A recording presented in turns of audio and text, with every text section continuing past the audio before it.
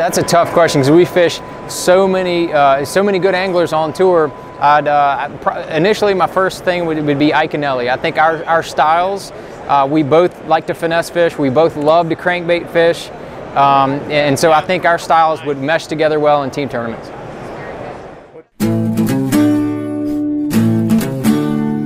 That's tough.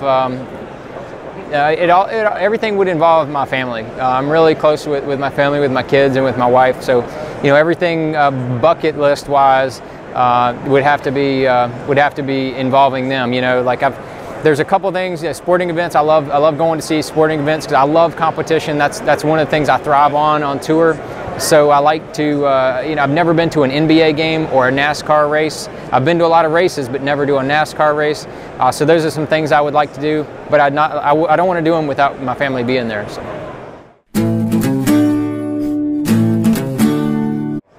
Oh man, you know, I started fishing with, you know, with the Zebco 33s and things like that. Had a couple spinning reels, and then the one that probably sticks out in my mind the most was the old school, the very first Team Daiwa rod and reel combos that they had. Man, those things were super expensive to me back then, and I had to save up to get those. I had the Worman rod by Larry Nixon, 6'6", and I'm telling you, I flat wore out some ponds with that rod and with that Team Daiwa reel on there. Man, I thought I was Larry Nixon out there.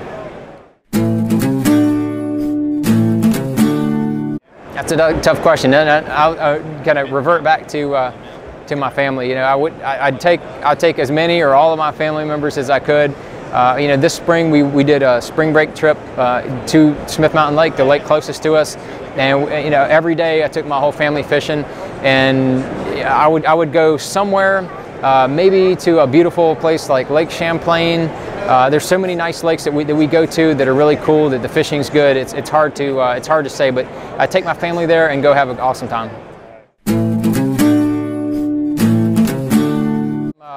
There's some gritty guys. You know, if Mark Tucker were still around, I would definitely say Mark Tucker. You know, he's all gristle. You know, he's not a regular built person. So I would say him. But if we're going by weight classes, you know, there's some guys that are small. You know, Chad Morgan Taylor's a tough guy. He's a deceivingly strong guy. So he's going to be a tough one. Anybody that's in law enforcement formerly, you know, like Cliff Crochet, that dude is he's all man. You know, he'd be a tough one. But you know, I think I could hold my own. I think I could hold my own against him.